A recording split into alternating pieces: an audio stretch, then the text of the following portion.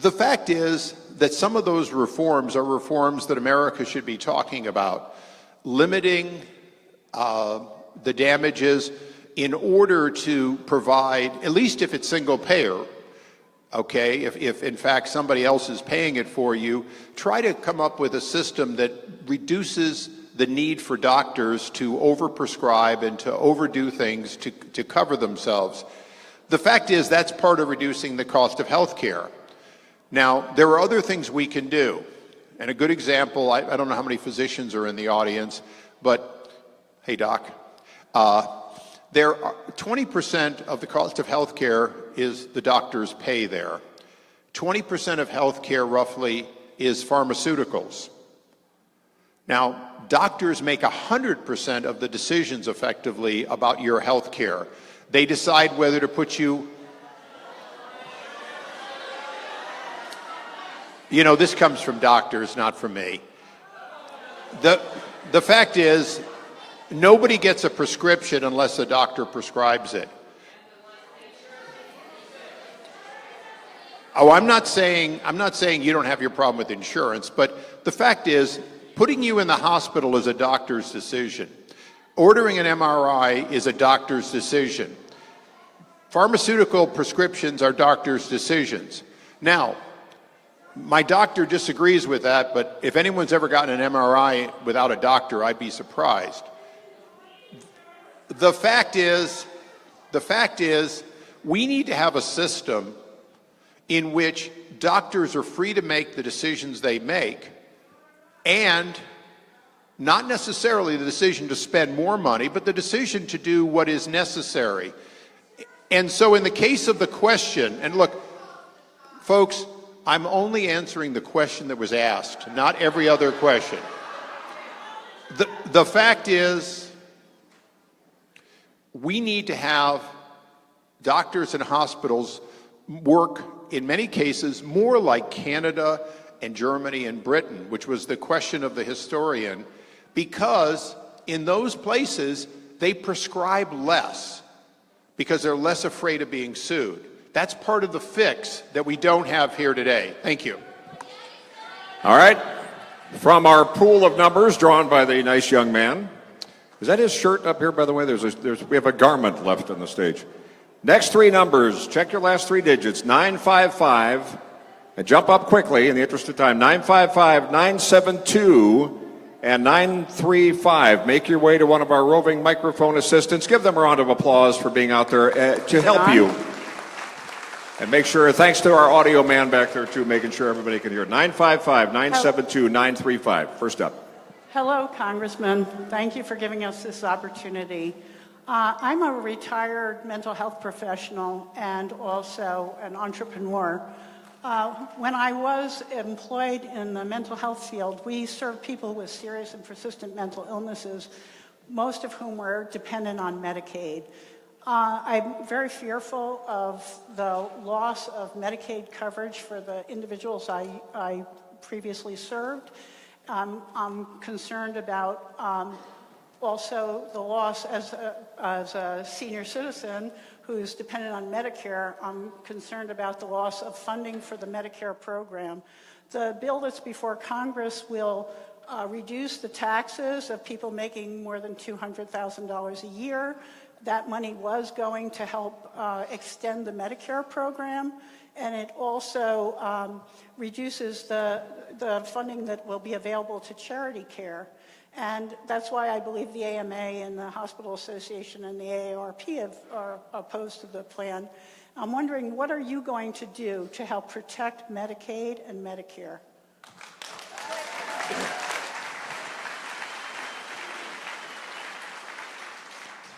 Thank you for the question. Conventional Medicaid, conventional Medicare that was in place beforehand isn't changing.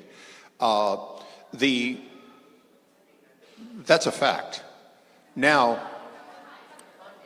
the funding level for Medicare actually is whatever it cost, as is Medicaid. Those programs are entitlements, and they're not being changed. This only deals with Medicaid expansion. Next question. Next up, second question. Right, where's our mics here? Right over here?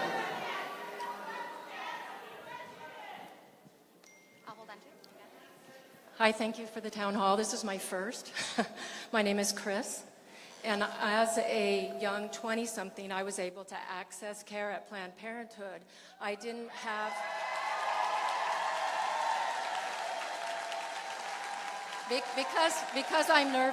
Because I'm nervous, sir, I'm going to read my question.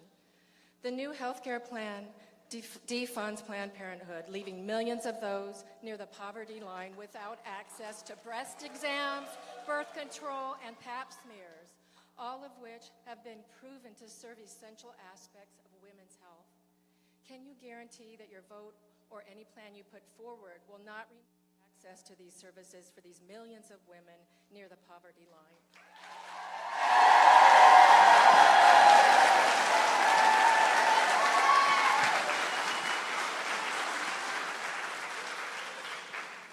You know, I continue to look at the bill as it's going forward because what it does is it limits Medicaid expansion, and it tries to push back to the states a requirement for their doing their fair share.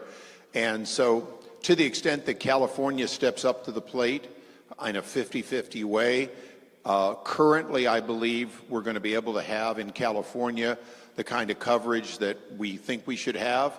One of the challenges as a Californian is that California seems to always run out of budget money basically when they're looking for another tax increase. And currently in Sacramento, they're trying to say that if they go from only paying 10% of Medicaid expansion to having to kick in the historic 50%, they won't be able to do it. I will tell you one of the challenges I have, because when I go back to Washington, this isn't a new problem. Governor Schwarzenegger tried to deal with it during his time.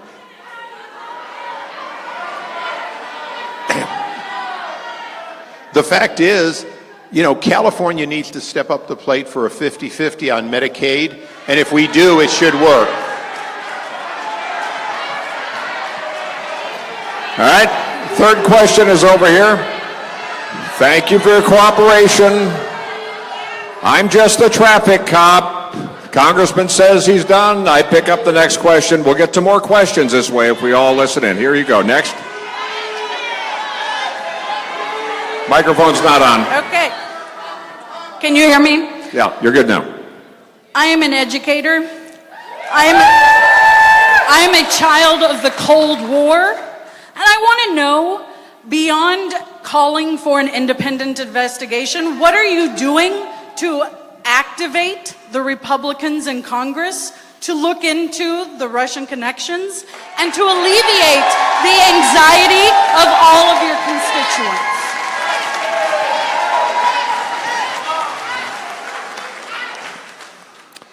Now, it's a good question, and I apologize. The third hour, I tend to get a little choked up. And for the folks down here that put up disagree, let me sort of address this to you. I was the first. Yeah, I heard the question. You want me to repeat it? The question is, what am I going to do beyond calling?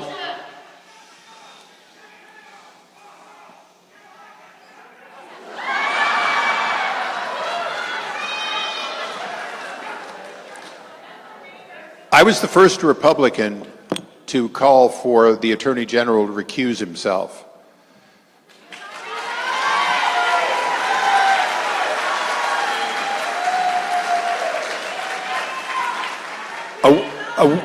A week later, when he recused himself, I talked to Jeff Sessions, and I told him that I appreciated his taking that action, even though it wasn't something that's easy for anyone to do.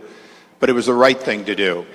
Now, the new deputy who has the charge for an independent investigation is going to continue to be pushed by me to make sure that that investigation is open and transparent, and that the Judiciary Committee, not just the Select Intelligence Committee, which operates completely behind closed doors, continue to insist that the FBI director keep us posted on it. And we need it We need it as Americans for a half a dozen reasons. I'll give you just a couple. One is that the Russians tried to interfere with our election.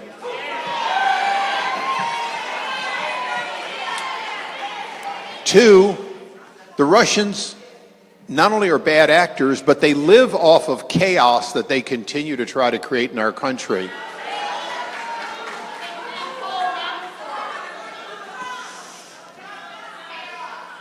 Now,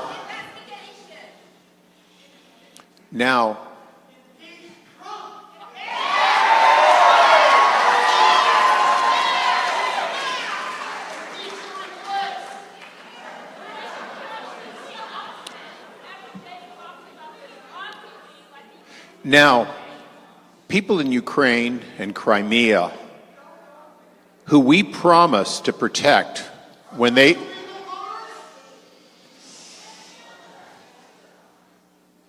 you elect a member of Congress, you don't elect him to worry about potholes in Cleveland. You elect him to worry about global security and our security. And I take that seriously.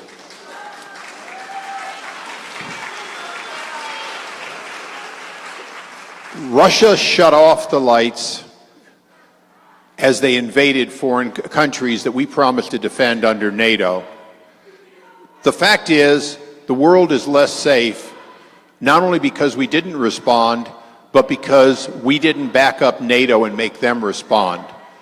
That's part of what, for whatever time I have working for all of you, I take very seriously. So, are we going to investigate Russia to the very nth degree on interfering in our election? Yes.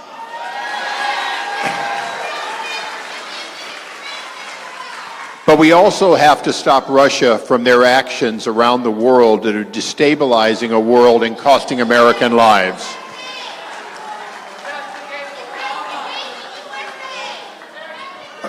Ma'am, wait a second. Shh. Did I not answer your question?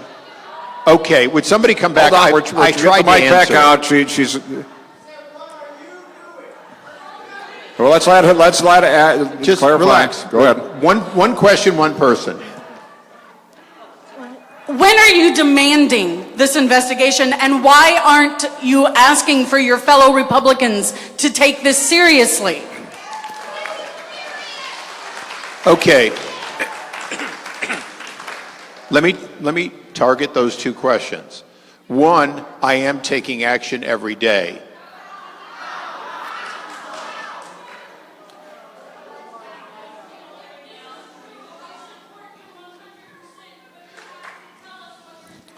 My public statements are clearly out of step with many other Republicans. That's okay, that happens. I will continue to push my colleagues, one by one, publicly and privately, to realize that this is an existential threat to democracy if we do not stop it.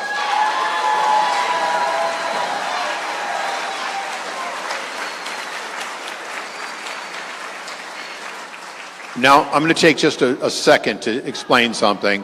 When President Bush came up and said he wanted $1 trillion for TARP and told us why he was going to spend it, I lobbied every one of my colleagues because I believed he'd never spend a penny that way, that as a matter of fact, I had experts that said it wouldn't work. And I pushed for and voted against, not once but twice, the TARP money. And by the way, not a penny got spent that way. So you can't always win. I lost. We won the first vote. I lost the second vote. And the reality is, I'll keep fighting. I don't guarantee I win, but I guarantee you one thing. They will, in fact, hear me constantly, including on defense authorization, so that, in fact, we take Russia as the kind of an enemy that we take Iran and North Korea until they change their behavior. All right, we have drawn, well, our young man drew these. These are the final numbers, and we'll see how we do on these, and we'll draw more. I'm sure there'll be questions. That's 938, check your numbers. Just trying to give as many people a chance to, and if we could all be aware that 938, no, we're okay right now, but 938, 932, 959, Just in case. and 945. Why don't you draw three more? And that should probably work in terms of our time here, okay? 938, 932. Okay, just stand there till we find you with our roving mics, okay? 938, 932, 959, and 945. And we will draw three more here, which we will attempt to get to here if time allows, all right? All right, who's up first? Right over here. Hello, Daryl. I've lived in your district my whole life. This is the first time I get to see you, so thank you for having a town hall. I want to repeat a question that was asked regarding Planned Parenthood and female reproductive rights. Hopefully this time I can get an answer. What are you going to do to stand up for women against an administration that continuously brings down our ability to represent ourselves?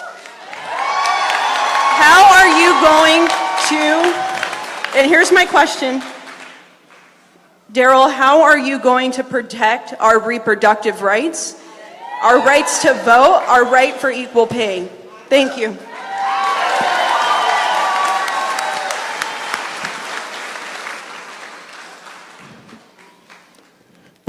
You know, I went off to college in 1972, and that was just the very beginning of, yeah, and she'll get one.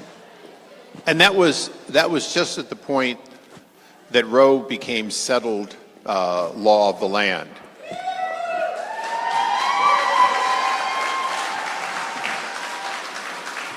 Now, for many people in both parties, but disproportionately in my party, they think that's not settled.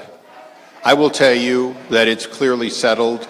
Justice Gorsuch says it's settled.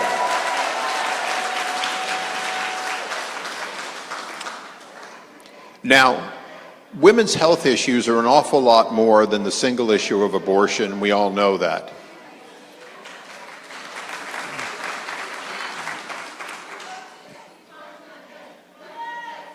We in Congress throughout the Bush administration years, those 8 years, funded organizations including Planned Parenthood, and Planned Parenthood's funding was about $500 million a year every year of the Bush administration.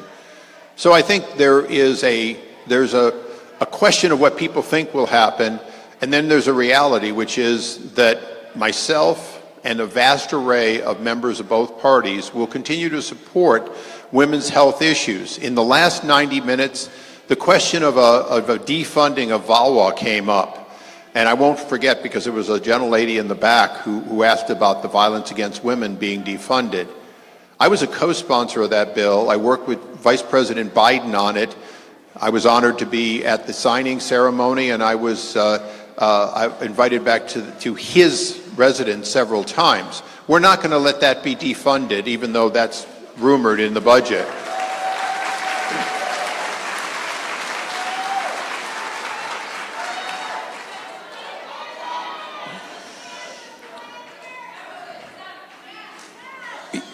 You get all the answers. You just have to be patient, and I have to try not to listen to what's banging on the side door. Please, we're trying to get to as many questions, if you could, please.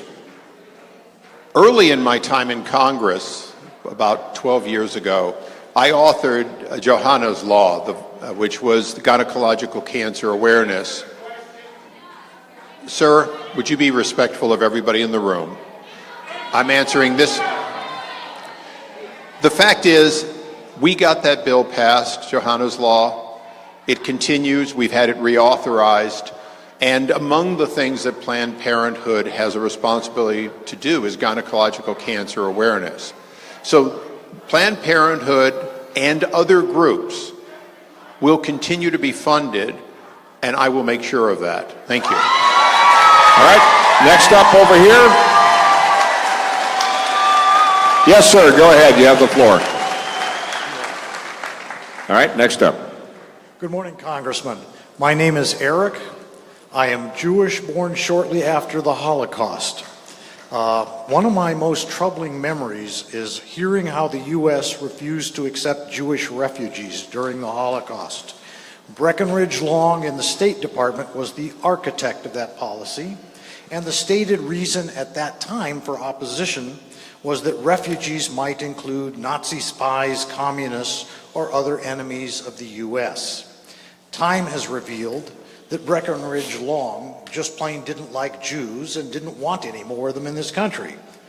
Now the U.S. is using that same could-be enemies of the U.S. excuse to exclude Syrian refugees. And I, like a majority of Americans, oppose the ban on Muslims.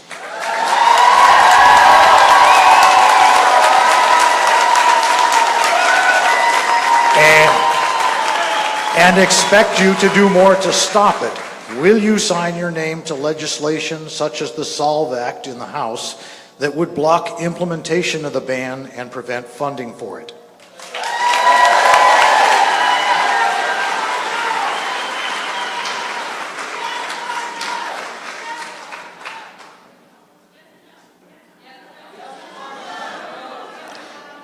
You know, when someone talks about the Holocaust, you don't give a yes or no answer. Sir, I grew up in Cleveland Heights. I worked for a gentleman named Rabbi Kazin delivering poultry. He was a Holocaust survivor and had the tattoo still on his arm. What we did, shamefully, in not helping people who were fleeing for their lives, when in fact President Roosevelt and people around him knew that the Holocaust the plan was in place and was going on. When the camps, people were fleeing, knowing they would go back to those camps and the inevitable being either murdered or worked to death. Okay? That's a shameful part of our history and it cannot be repeated.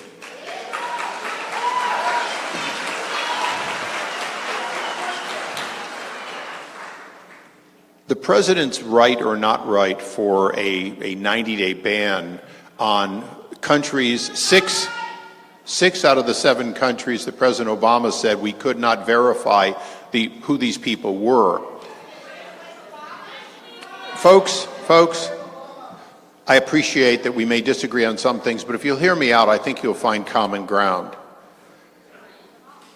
The fact is that none of the refugees coming over these last several, and look, my grandfather came from Syria. My grandmother came from Syria. It was the part that's now Lebanon, but it was Syria. It was under Ottoman rule. I'm acutely aware of what those people in Damascus and Aleppo are facing. But understand, we take 0 people directly from Syria. These are people that are being relieved from camps they've been in on average 2 years. So, will I, and because your question is an important one and I want to get to it right now, I will not allow America to turn away people who are being offered refuge so they not be killed in their home country, not now and not ever. All right, that was 2 of these 4. Who's up next here? Back here? Yes, sir. We're putting a coin into the microphone. It's coin operated. This is a national security question. I'm a new resident to the district, like thousands of other people, and we're watching carefully your positions to consider whether we would vote for you in the next election. Congressman Issa, Democratic congressmen have been calling President Trump not connected with reality, as we saw perhaps last Saturday with his tweets. Here's the national security part. Could you repeat that? I couldn't hear. It's not as easy to hear here. Sorry. It's hard to hear up here, it really is. A week ago, we had tweets from the president that most people have discredited as having no evidence. And there's some other congressmen who have a concern about the mental state of President Trump. Here's my question. We're at risk of a missile being lobbed from North Korea. The decision on what to do will be made in minutes by President Trump. Are you confident that he is of sound mind to make a decision that will protect our national security.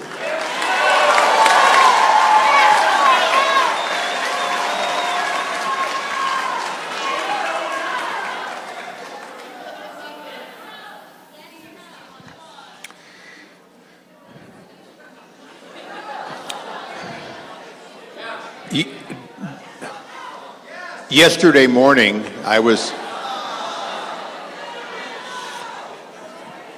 folks, I'm not going to get you an answer if I can't have a reasonable level of people being able to hear it. Yesterday morning, I was 2.5 feet from the football. And I'm very aware that 3 people, the president and 2 other designates, have a military escort who carry the football.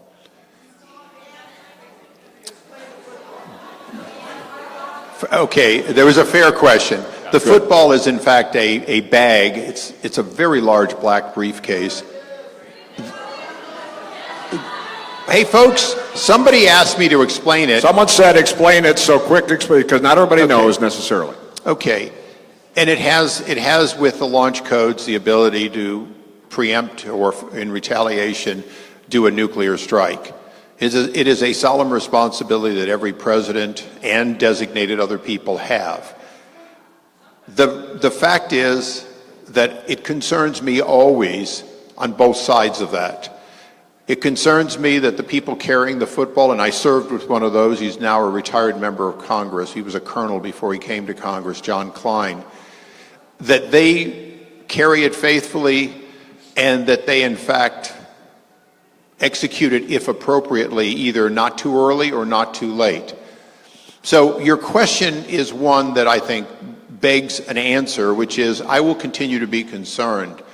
And if there is ever a question about that capability raised in an appropriate way for a vote, I will vote my conscience on making sure that America is safe from a wrongful launch or, in fact, a failure to launch, and I take that very seriously. Thank you. All right, here's the final question from this batch, and then if we can, we've drawn 3 more. Thank you again, young man, for that excellent drawing. So we're going to get to 3 more after this, and then we're a little over time, but we're fine. So next.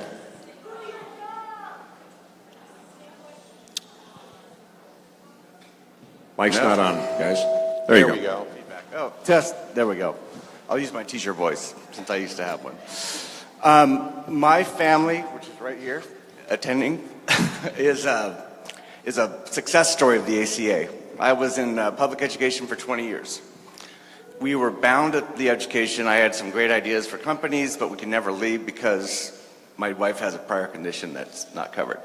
We were turned away again and again. We finally had the opportunity to, I'm sorry, getting choked up, to start a company. I was able to leave my company because we had the safety net of the ACA. We are doing very well now. We're paying off all the debts that we had gained from being a public employee and not having a ceiling on what we can make. I just want to know that if you guys are so hell-bent on getting rid of the ACA, that I'm still going to have a company in 2 years. And when you come and ask for our votes, that whatever you guys bring forward is going to guarantee that everyone that's got a prior condition and that's been denied in the past will have health care, and people like me that are entrepreneurs are not going to have to worry about having to make a decision between our family's health and our dream of becoming a successful business person.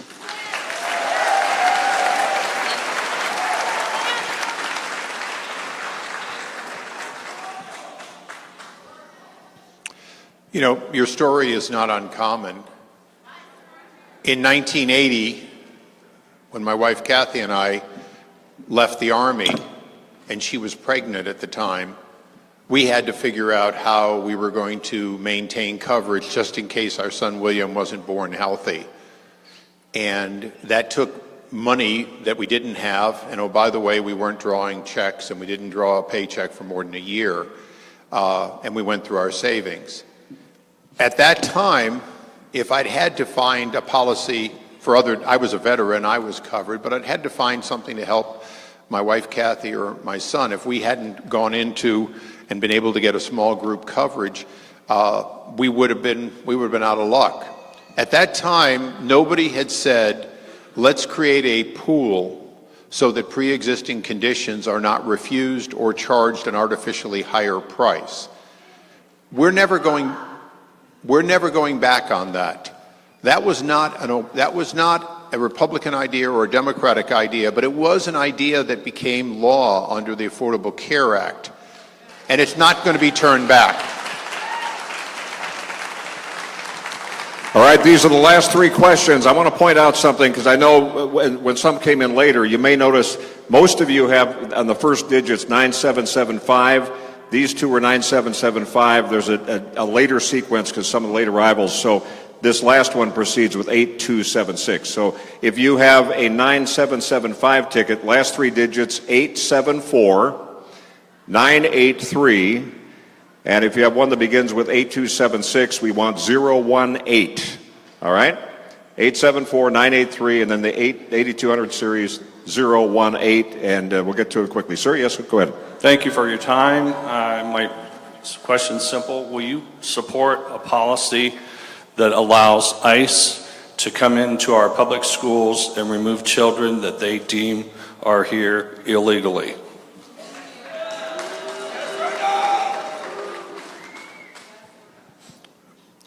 You know, some questions deserve more than a yes or no, but I'll be quick. I don't support going out and looking for illegals on college campuses or in our schools.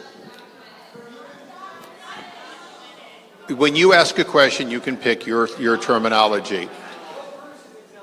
So your question is complex in one sense.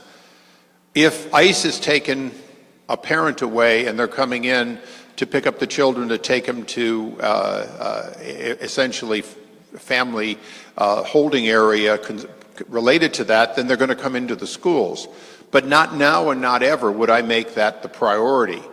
When President Trump announced that he was going to have the same priorities, actually Secretary Kelly announced, I believe, that they were going to put an emphasis on criminal aliens, those who have been adjudicated to have committed crimes or confessed, those who have been previously removed, or those who have been ordered to leave and then disappeared.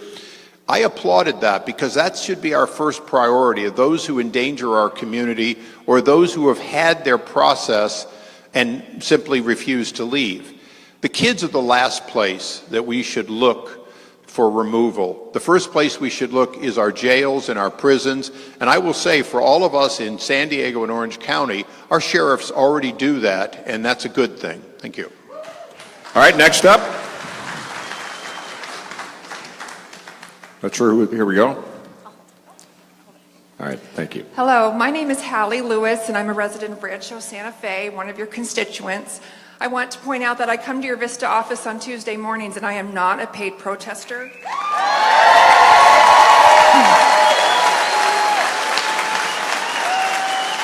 I want to know where you stand on the wall between the United States and Mexico when we have so many needs for health care, defense against foreign governments, why we are going to waste money building a physical wall that's not going to work. I want to know where you stand on that.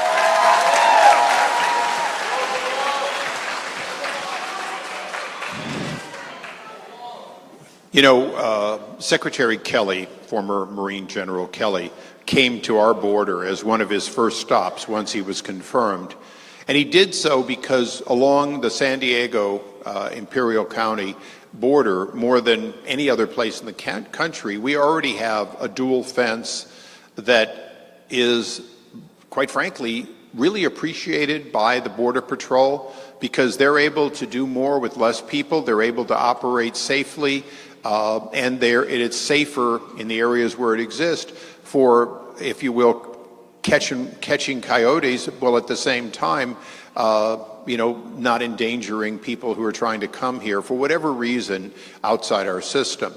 So when somebody asks me, do I support a wall, the first thing I say is a wall doesn't work nearly as well as two fences with the Border Patrol able to drive in between. And I have a fence around my home. Not the front for those who came to visit, but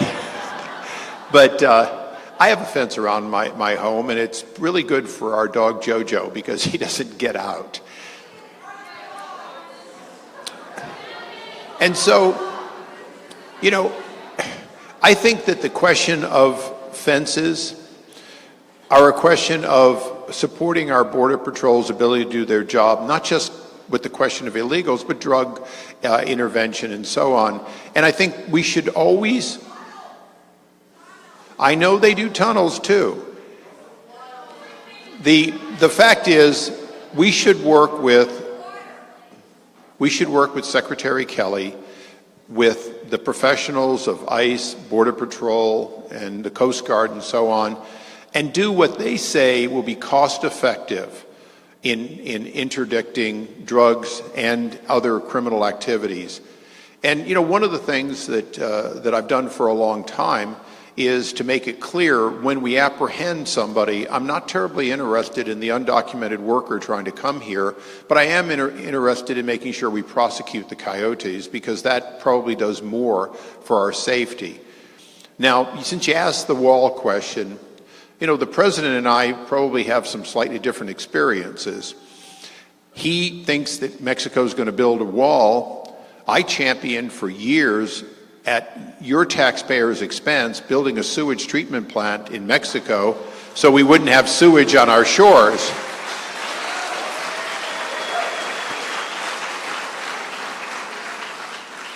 I also was on the President Trump's National Security Advisory Team before he was president, and I can't tell you how many times I had to tell him that Mexico apprehends and returns more people trying to come here illegally than we do, that they're already a partner in trying to have a more orderly system, and that we need to work with Mexico. When Rex Tillerson became the secretary, I asked him what he was going to do to build that better relationship, and he said, I'm going to work on it, and I'm going to work on it every day. When Secretary Kelly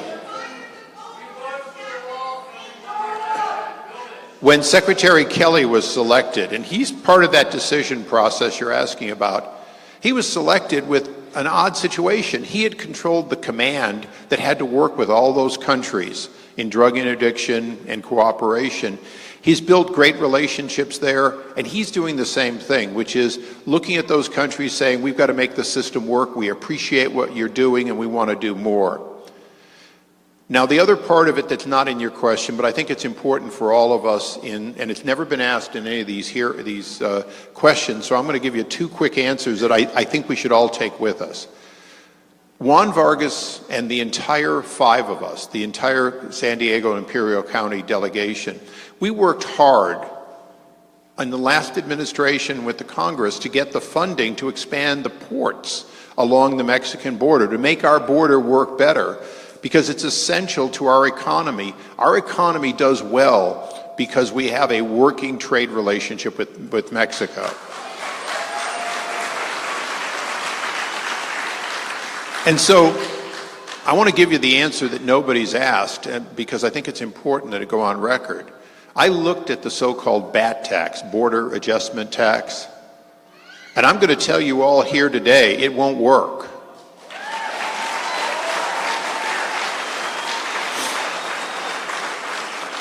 We, of course, need to have good trade agreements, and we need to make sure they're reciprocal, that we don't let things in and then they don't let our products in. But the BAT tax won't work, and I'm going to fight it with every bone in my body. All right, we got into a lot of answers there. Did we cover all three, or we still have one left here? One more? Are you on the board here? Want to do a wild card here now? Well, here we are, right there. She's got the number. Okay, I thought we had somebody over here. You always have to figure the last one's going to be a doozy. In the last one, it was a declared candidate for this office. Can I hold it? No. I'm not a declared candidate, nor am I a paid protester. What I am is a cancer survivor and the aunt to a little girl who was born with a congenital heart condition. So I have a multi-part question for you as it pertains to medical coverage. 8 years ago, I found myself in the position of being unemployed and a cancer survivor, and I could not find health insurance anywhere. I was very fortunate to be able to find a job where I could get coverage. I couldn't do what that gentleman did and continue my freelance business. But I got lucky, got a job, didn't have to worry about what was previously on my mind, which was lifetime caps. Simultaneously, my sister had a little baby born prematurely, 1 pound and 11 ounces. She struggled all of her life. She's a self-employed psychologist. She can't afford to put her child and pay for a high-risk pool.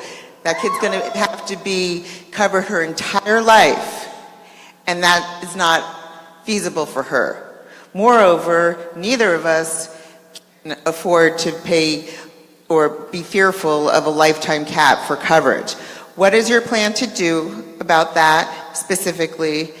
And part 2.5 of my question is, when are we going to have another town hall so we can continue the dialogue?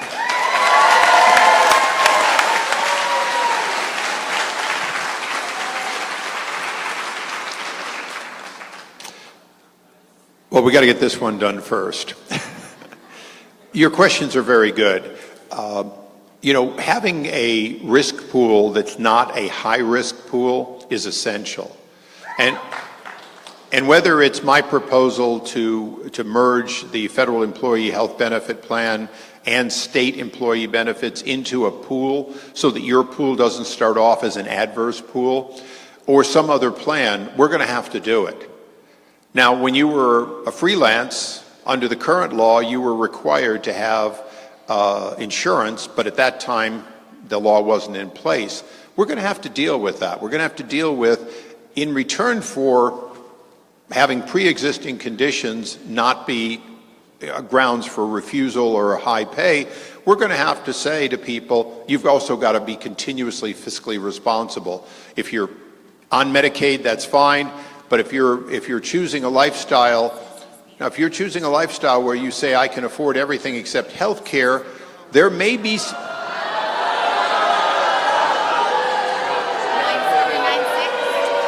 No, look, I appreciate a lot of people having different views on this, but I didn't say cell phone, ma'am. What I said is that currently my party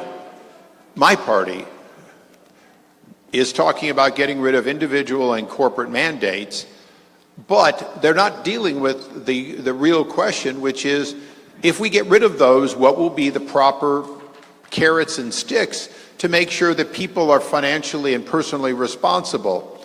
And so,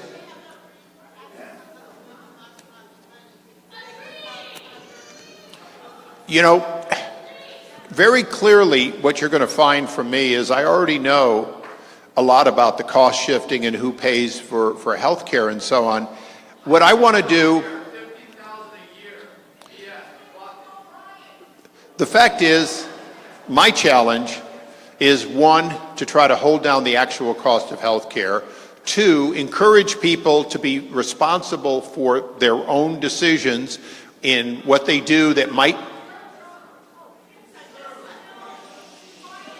No, I've got, look, we're not saying cancer is a decision. What I'm saying is that this is a complex question that you all deserve. You all deserve good coverage if you choose insurance. You deserve good health care that doesn't make that coverage cost too much.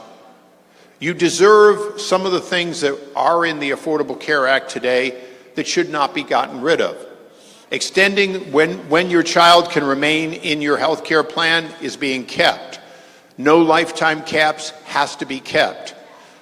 The pre-existing condition not causing you to be uninsurable, or the lack of portability that keeps you from going from job to job, has to be preserved. Those are items we have to keep in the Act. Thank you, Congressman. All right. We're over. Okay. Wait a second. I'm going to take one question because we've spent a little bit of time on the Affordable Care Act, but one gentleman over there yelled something that we're working on today. And since people obviously want more town hall meetings, let me get this one out at this one while we're here. We in San Diego County and Orange County have thousands of tons of nuclear waste sitting just on our I-5 corridor next to the ocean. We in Congress must work with the administration to find a safe place to store that waste.